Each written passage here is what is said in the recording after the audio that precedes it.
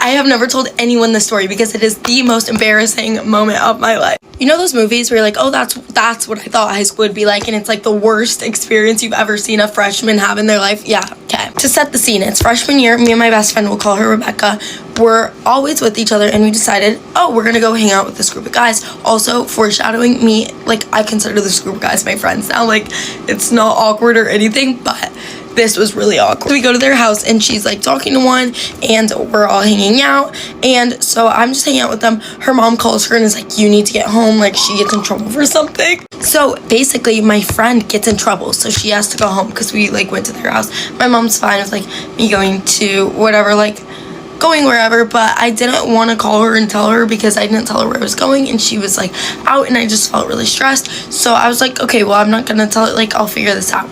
So I hang out with them for a bit and they're like, okay, we're going to our friend's house, we'll call him Bob. So Bob, like, we all get in an Uber. I'm like, oh, I don't know about this, I've never met Bob. We get in an Uber, we go to Bob's house. Bob's older sister, Bobby, is throwing a party, and it's a senior party. When you're a freshman, that means that's terrifying. So as like someone who was a senior last year, none of this was as serious as it was when I was a freshman, and like I was fine. But basically I get to Bob's house and the friend group didn't tell Bob I was coming, and I wasn't aware that I would be the only girl there. And so I'm like, oh my gosh, I'm freaking out. And so Bob is like, yeah, she can't be here. And I'm like right in front of me. And they're like, no, she's still. I'm like, no, it's okay, I'm gonna go. So me being so scared, and in the moment, like that felt so terrifying. I was like, he doesn't want me here. So I walked away. This house was so big, it was literally a maze. So I'm opening like every door I can to try to leave, and they're like calling out my name. They're like, Riley. I'm like, and I'm like running away. And I run into this senior party that's happening in like the backyard in the pool house area. And I see the senior, I'm like, guys, I'm so sorry. This is so embarrassing. Like, I cannot find my way out. And they're like, oh my gosh. And these two girls are being really nice. Bobby is being really nice, the girl whose house it is. And she's like, no, let's like, we'll find you a way out. So then she like gives me to her friend. Oh my gosh. The girls, there was like those two girls being nice, and then these other girls were like, no, we can't be hanging out with the freshmen. This is so embarrassing. First off, those girls were losers. If that had happened to me, I would have laughed. I'd been like, you are so cool, let's get you out of here. Like, what were we doing to be mean like that? But so then I'm like, okay, no, like, sorry, like I'm just trying to leave. I don't want to like be here. And so this one girl's like, let's get you out of here. We walk by this bathroom, and it's huge, and there's a bunch of seniors sitting around and doing senior things, and she was like, oh my gosh, and she like introduces me, and I was so scared, I was shaking, and I'm like, oh, I'm Riley. They're like, you're a freshman? Guys, this is the high school movie part. They go, oh, hit this, and I'm like, nothing. So then I actually like was able to hang out with them for a little bit, but I was like, okay, I'm gonna go now, like, and they were like, no, do this first. And I was like, and I didn't. I was just like, that's funny, I'm gonna go. And they were like, chill, whatever, but that was mortifying. I felt like I was going to die, and like I was getting made fun of, and every high school movie prepares you for that moment for you to die, you know? So then I walk out, I get back into the house, and I hear them still looking for me. And I hear one of the guys say, her Snap Maps is still on, she's still here. So I run into this work closet, and the door is open, and there's a closet, and there's one of those like metal drawer rolly things, you know what I'm talking about? So I hide in between the shelves and the drawers, and I'm sitting there, and I can see out, but nobody can see me. It's like through the little holes in the metal. The mom walks by me, and I'm like, like I'm so scared, like I'm not supposed to be here, I'm hiding in a closet. And then I hear them just like, no, she's chill, she's so nice, let her stay. Like, no, like Bob, like seriously, let her stay. I'm so embarrassed, and I find my way out.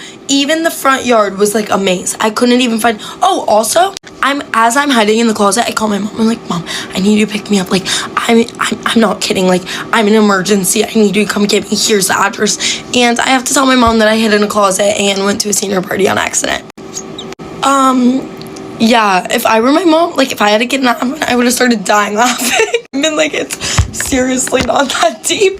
But I was so embarrassed of this story until like junior year. But also, like, I'm like friends with those guys now, like, you know, like mutuals. Like, we're in college now, we don't talk, we don't go to the same school, but like senior year and stuff, we were they would come to my stuff. I just dropped my water bottle. But just the fact that that like completely consumed my world, and I wouldn't hang out with those guys. I wouldn't go to Bob's house. Bob would throw like parties, and my friend that I would hang out with, did I call her Rebecca, would be like, oh, we're going to a Halloween party at his house, and I'd be like, no, I'm not. And I did like nothing for Halloween because I was so embarrassed. He probably didn't even remember who I was. And we ended up like becoming friends like a couple months after, and I was like, do you remember this? Like, that was me. He's like, oh my gosh, I'm so sorry. Like, and it wasn't that deep. But that's the most embarrassing story that's ever happened to me, and it felt like one of those terrifying high school movies at the time. Yeah, comment your most embarrassing story. Have a great day. Story time how I almost got my ex arrested, fell out with my cousins, and got the police called on me 3 times in one fucking night. Okay, y'all, so this is the summer of my sophomore year going into my junior year, okay? And okay, so I used to mess with this boy back in 8th grade for like a few months, right? And you know, we didn't work out, whatever, it don't matter, that's old news. So my cousin, his name is Jamel. We not blood like that's my auntie nigga, but like, you know, we just call each other our cousins because we damn near cousins for real, right? So, you know, okay, let me explain. He called me up one night and was like, oh, you trying to go on a 2-man, I got a homeboy for you and all this other stuff, right? So I'm like, sure, I'm bored, you know, it's summertime, I don't got shit better to do. So he come pick me up, we end up stopping at my ex's from 8th grade house, right? And I'm like, why are we here? So he like, oh, I just need to come get something real quick, then we gonna go. So I'm like, okay, cool. So I stayed in the car. I see my homeboy from like elementary school, because they real close, him and that ex, they real close, right? And then, but I thought that was him. It wasn't him, it was my ex's brother. So I see my ex's brother, right? And my cousin had came down the stairs, because they live in apartments, I was on the 2nd floor. My cousin came down the stairs with the brother, and the brother was like, oh, what's your name, da da da da. He was talking to me, and at this time I didn't know that was his brother, okay?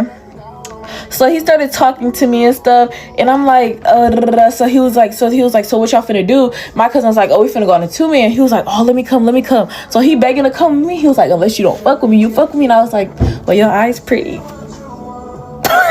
Okay, so he like, bet. Y'all, why the fuck would this nigga went up the stairs? He had on gray Nike sweatpants. I was like sweat shorts. It was like the sweat shorts that like look thin material. Why would he went up the stairs? Me and my cousin saw a sweat mark in between his ass crack. That was red flag number 1. But I was just like, you know, them, I don't like, just leave it alone, like ignore it. Maybe he just sweaty, like. Okay, so he get in the car and we end up driving around and shit. We not really doing much, and my cousin ended up going to his bitch house, and me and the dude ended up staying in the car. So we in the car, you know, he talking to me, he touching me and stuff. We started making out, y'all. I was fast. But long story short, we didn't crack though. Fuck no, we didn't crack. But you know, we making out stuff. Long story short, my cousin, like his girl daddy had cut him, so he ran back to the car in the middle of us making out and shit like that, and he jumped in the car, was like, we gotta go. So he started driving, we just sped off. We're like, what the fuck happening? So he not telling us, and then he ended up telling us, and was like, damn. So after we left this shit, we went back to my cousin's crib because it was getting late, and like, I mean, it was getting early, like it was like 6 in the morning, and then his mom was finna start looking for him. So he went back to his house, and we just sitting in the car waiting for him to come back so we could leave again, right? And so he ended up coming back and shit. Everybody ended up like, what happened? Okay, we ended up going to get my homegirl, right? So we ended up going to get my homegirl so we could all really just like chill with each other and stuff like that, because that's like his girl best friend, like my cousin girl best friend, okay? So we got her, we went to Walmart, we all just playing around, we chilling and stuff like that. And then the dude, my ex-brother, he just making it seem like he want me so bad, like he on my body and da da da da da, like, and he's acting like he was my nigga and shit. So, you know, I was like, whatever. So eventually, you know, fast forward, we started getting real close, you know, we started to fuck with each other for real. That became my nigga and stuff and all this other shit. And, you know, like, I don't know, it was a cool relationship, but it was really like toxic, and he had a bunch of like family problems going on. So like, I would have to be in the middle of it whenever he got into with his people. And then his grandma ended up not liking me, calling me all types of bitches and shit. And yeah, to this day, let me catch that motherfucker, bitch, I'm gonna burn your business down. Anyway, But yeah, so he don't know this, but my friend, I got a group of my friends to go to find his grandmama Facebook for her business, and we put a bunch of bad 1-star reviews on that motherfucker, because bitch, I don't give a fuck, bitch, I don't play with you like that, motherfucker. Anyway, that's not the point. So later on, you know, we get real close, so he be coming over here. I be sneaking him over, right? At this time, my cousins was staying with me during the summer, because, you know, cousins can, right? And my girl cousin, she stayed in my room, and then my boy cousins was in the upstairs living room, and then his room, because one of them lived with me. So after that, like, I would be sneaking him over, but like, it would be like, but my cousins knew about him, so it's not like they didn't know about him. They knew about him for sure, but it was just like, it was kind of awkward, because like, my cousin was the same age as him. I'm not gonna tell you how old he was, because it was a big ass age difference, but anyway. So then one night, I'm telling my cousin, let's just sneak him over. Hopefully your brothers are gonna be asleep. She was like, that's a bad idea, but if you want to do it, we can do it. Like, my cousin's like a ride or die with me no matter what, so I love her to death. Like, yeah. So he on the way to my house, he ended up coming over and stuff, so we ended up sneaking him inside. It worked. We was like, mission fucking accomplished, bitch. Like, it worked, right? So I guess it's like, literally, I'm talking about as soon as he laid in my bed, y'all, my cousins come to the door, some Grace, open the door real quick. I'm like, for what? They're like, open the door. So I'm like, damn, what the fuck do they want? My first fucking mistake. I was like, okay, you go hide on my roof, and I'm gonna open the door, see what they want real quick, and they can come back in. They was like, okay, where he at? As soon as I opened the door, they're like, where he at? I'm like, what are y'all talking about? Ain't nobody out. Yeah. So they start looking all over the place, right? And I'm standing in front of the window, right? Like a dumbass, guarding the windows. No, at first I was sitting on my bed, but then we started arguing. I was like, ain't nobody in my room. Get the fuck out of my room. Like, what? Why are y'all in my room? Da, da, da. So I'm like visibly getting mad and shit. And then, you know, they was like, Aaron, go check the roof. Go downstairs and check the roof. My snitch ass brother, trying to be cool in front of them, he went and was like, oh yeah, he's sitting on the roof. So then my cousin went downstairs and saw him. But before my cousin saw him, me and my cousin had got into it, because bitch, I got my taser, bitch, and I ain't tase him just so he could get back, because he was like all up in my face yelling shit, hey, speaking crazy to the queen. So I'm like, what the fuck you in my face for? So then he ended up taking a picture of taking a video of the nigga, and they going back and forth, right? So then they ended up calling my mama like some weird ass niggas, right? Mind you, I already, like, the dude already finna leave and everything, but they still end up calling my mama. I was like, y'all are weird as fuck for that. So after they called my mama came home from work, because she worked at night, so she came home from work, right? It was like, what, like, probably like 10, 11 o'clock. And so my mom was like, why would you da-da-da-da? And like, she was like, I'm not even finna beat you right now, because my kids are here and you're finna like wake up my babies. And she was just, yeah. So she ended up leaving to go back to work, right? And I ended up walking outside, because I just needed the breath of fresh air, because my cousin's over here talking about some, you slut, you whore, da-da-da-da. I'm like, so I'm just ignoring him, and I was like, okay, like, you mad at me because I want to date? Bitch, if your mother knew half the shit you was doing, bitch, you could not, bitch, you can't even call me no fucking whore, bitch. I don't give a fuck. So then with that being said, I went outside. These weird ass bitches gonna lock me outside the house.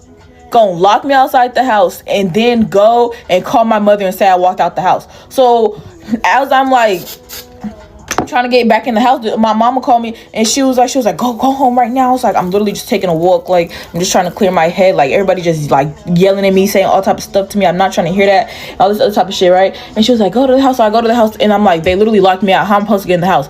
So then I had my girl cousin come and unlock the door for me, right? And then after, like, my mom hung up and like drove off again, because they made her come back. She was on the way to work. She was like 3 minutes out. They made her turn back around to try to get me in the house. Like, I was even, like, mind you, like, it was. So then I go outside again, and then these bitches keep locking me outside the house, right? So I'm like, I'm not even tripping. Then they go and call my mother again, and then me and my mother, we getting into it. I'm like, I'm just trying to clear my head out, because at this point I'm not even walking around, I'm just sitting on the porch. I'm like, I'm not even doing nothing, I'm not bothering nobody. Everybody just leave me alone. Everybody just keep trying to provoke me, right? Then my mama ended up calling the police, y'all. to like get me in the house or whatever. So they asking me what happened. I'm like, this nigga dead ass spit on me and y'all talking about some blah blah blah blah blah. And then I'm telling them exactly what happened. And then they got the nigga number, because they was like, okay, well, we need his number, we need to talk to him. So they talked to him. They asked him how old he was, right? And he told them that his age is like, why are you hanging out with somebody that age? And I was like, he's just my friend, like. And they was like, has he ever touched you? Has he ever kissed you in any type of way? I was like, no, that's strictly my friend, because they would have put him in for statutory.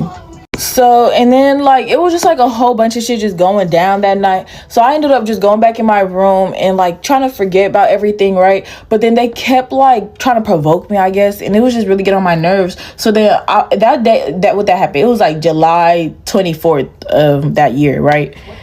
To this fucking day, y'all, I have still not spoke to them, like, at all. Cause I hold grudges with shit like that. Cause it's like, you could be mad, you could call my mother, but you locking me out the house, you call me all type of sluts and whores, like you haven't done way worse shit than me. Like, it's just like diabolical. So I really was just like, yeah, y'all gotta go. But I still talk to my girl, cause that's my bitch. I don't care. But call me biased, but she ain't had nothing to do with it.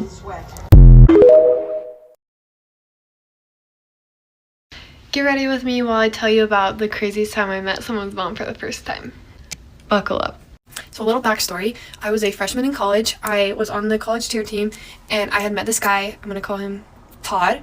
And me and Todd had hung out a few times. Nothing serious. So it was football season, and we had a away game that I was cheering at. So we went to the game, and he had told me he was going to go to the game. And I was like, okay. It was a ginormous stadium, so I did not think I was even going to see him. And my family came, so obviously I thought I was going to ride home with them. Well, after the game, he somehow found me, which was fine, but then he asked my mom if I could ride home with him. And it was like a 4-hour drive home. And I was like telling my mom, like giving my mom the signal. She didn't catch on, so she's like, yeah, sure, absolutely fine. I was like, oh my gosh. So before we drove home, he was like, I really want you to meet my family. And I was like, please no, like literally please no, because they lived somewhere up there, but I'm too nice, of course. So then I was like, okay, sure, yeah. And so we drive like, I don't know, maybe like 30-45 minutes away, like further away than we already were, and we pull up to his house, and he gives me no warning, none, about anything his mom was gonna say, nothing. So I was like, okay, this should be fine. Usually I can pretend and act like I'm having a good time, whatever.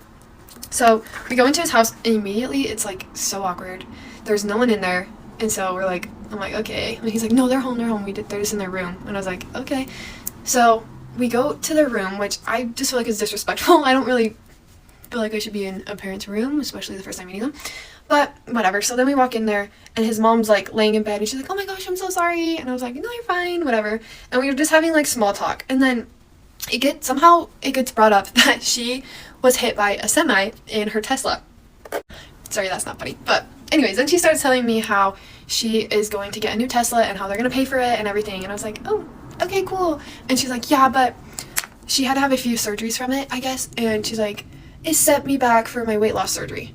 And I'm looking at this lady like, you are literally the tiniest thing I've ever seen in my life. Literally smaller than me. And I was working out at least 3 hours a day.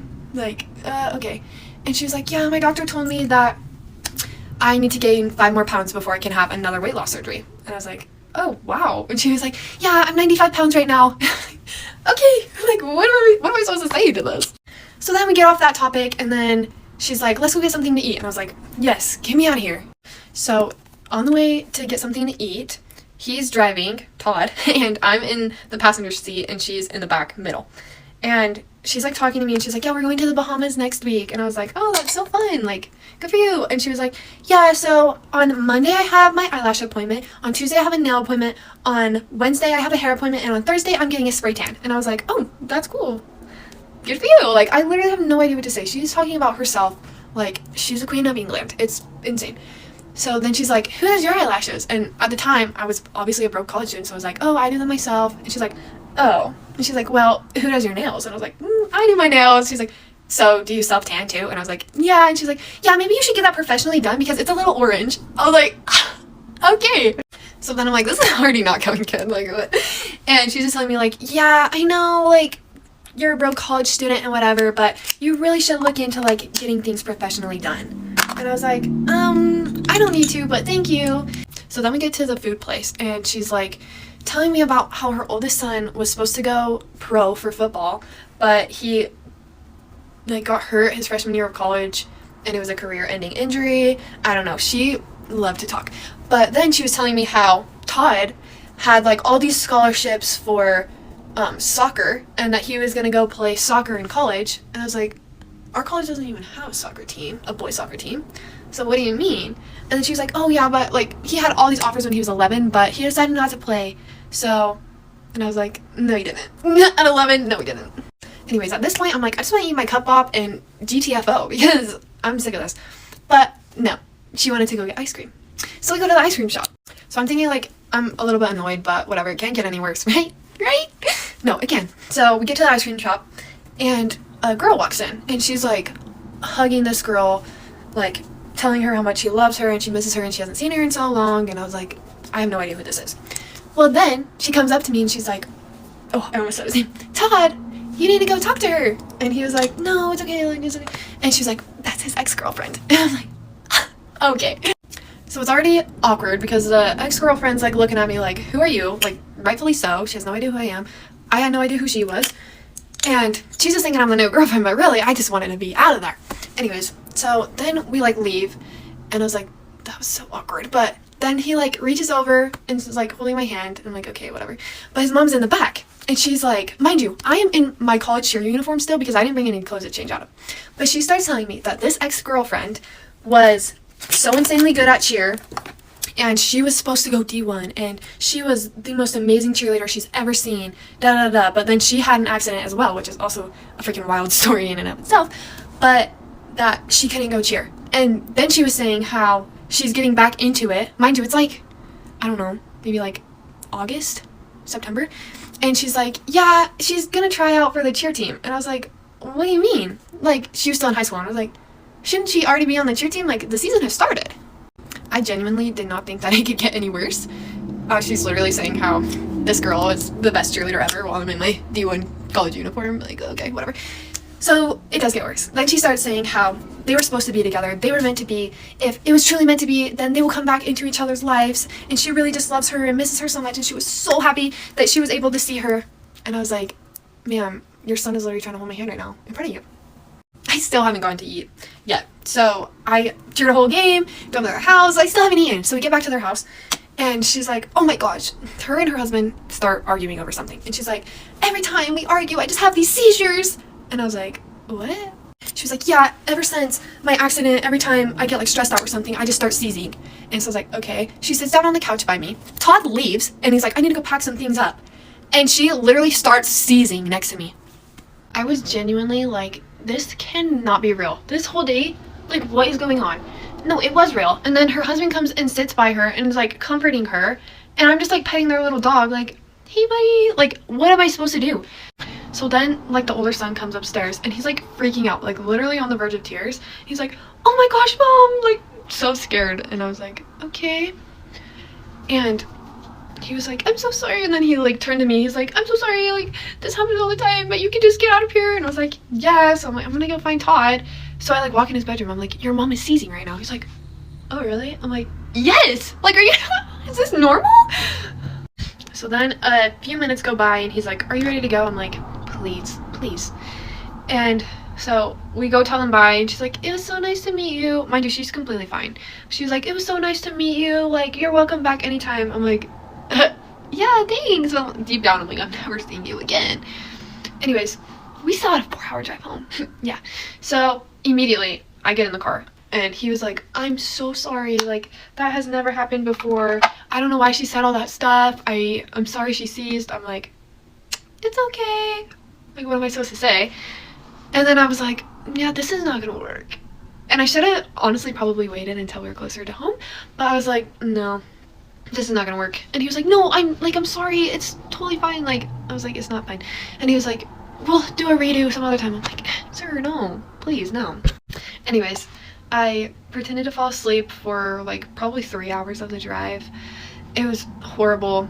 And then we got home, and his mom sent him a text like, I loved getting to meet Oakley, it was so nice, like tell her I said hi. And I was like, tell your ex-girlfriend that. Anyways, I never saw her again, and honestly, probably for the best, and I wish them well. I went to juvie as a sophomore in high school. Let's talk about it. This year was already to a rough start, so all of this happening wasn't really a surprise to me. I just got out of a mental hospital, and then right after I got out and was getting a little bit better, my brother tragically passed away.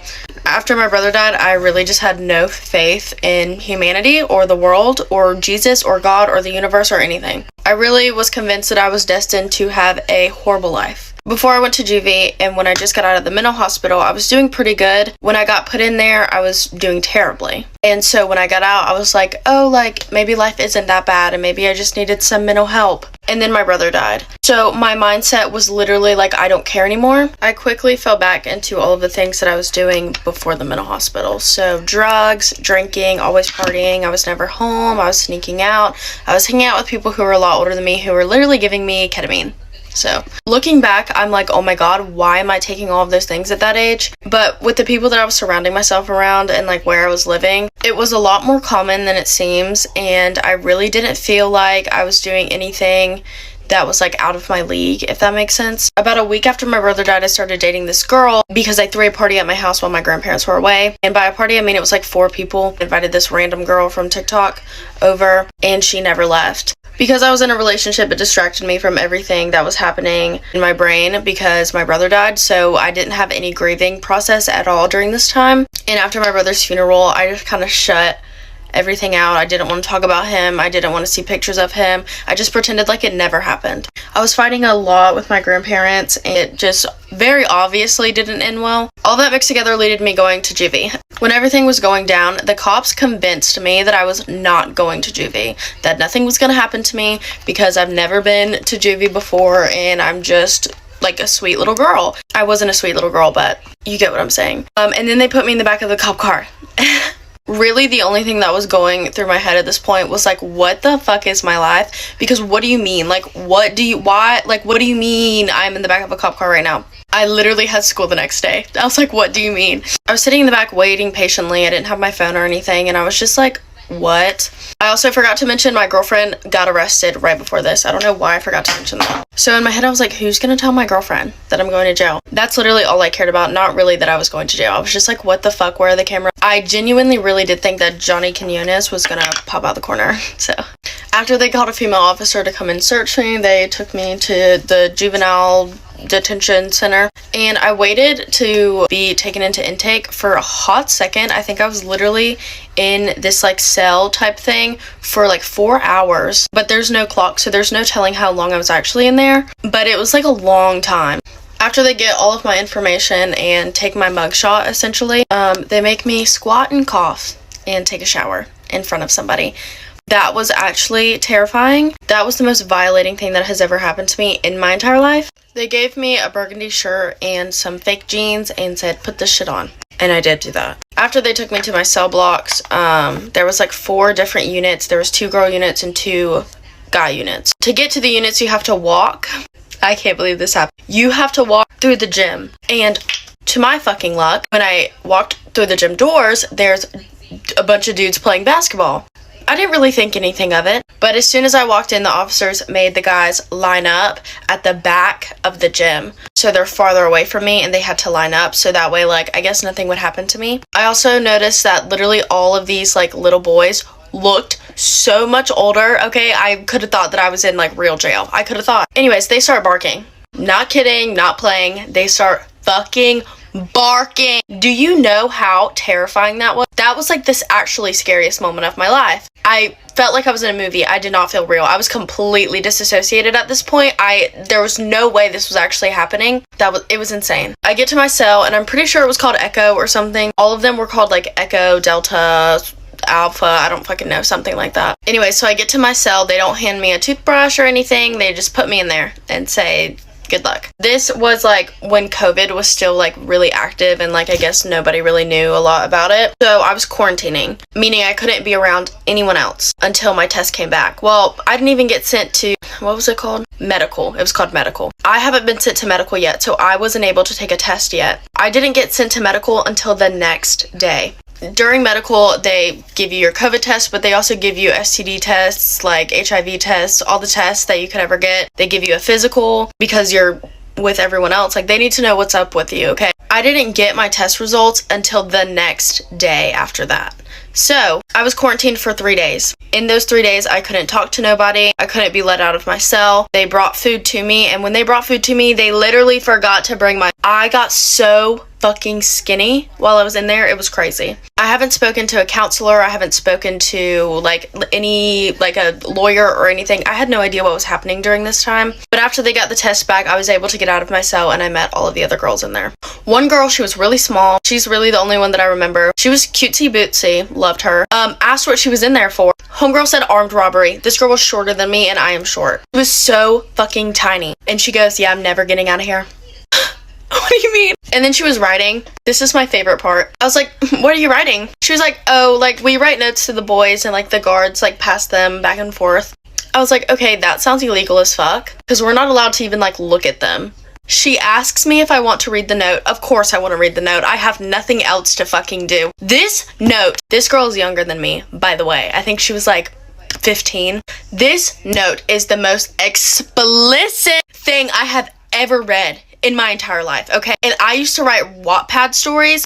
I have never read something like this. And the officers were passing them back and forth. That has got to be illegal. Like there's no way. Genuinely think the officers were, like, getting off to it. It was so weird. So anyways, they teach me how to use the phone. I don't have any money on my books, okay? My grandparents didn't put no money on my books. I was so angry because I literally could not talk to somebody. I got to see my counselor once, and I bawled my eyes out. I was like, girl, I'm not meant to be fucking here, okay? I don't know what game I was trying to play or, like, why I was trying to be up in the streets. No. Quite frankly, all of the girls in there scared the fuck out of me, and I was just, I'm not meant for this life, okay? She lets me FaceTime my grandparents, okay?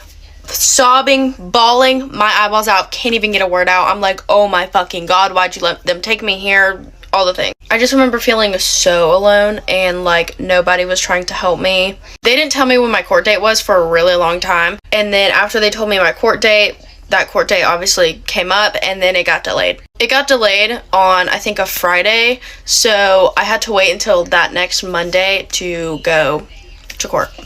The judge tells me that I can leave juvie, but I have to go into the group home. So that was amazing.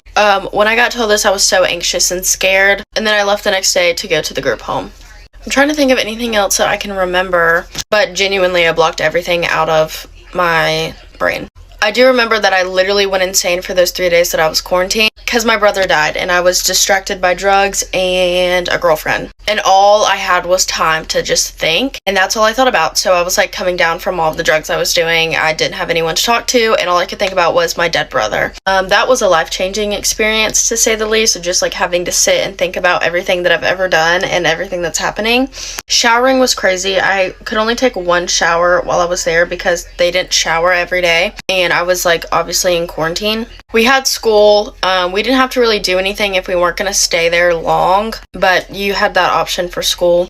I just remember feeling really alone, and, like, nobody wanted to help me because essentially nobody did. But I learned a lot from it, that nobody's going to help you but yourself, and I took that with me for the rest of my life.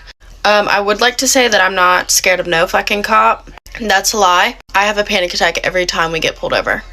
Every time. Okay? And I'm real cautious about everything that I do. I don't want to get in trouble with no law. None. Okay? That scarred me for life. So sometimes it does work. Beyond scared straight, I bet that shit fucking works.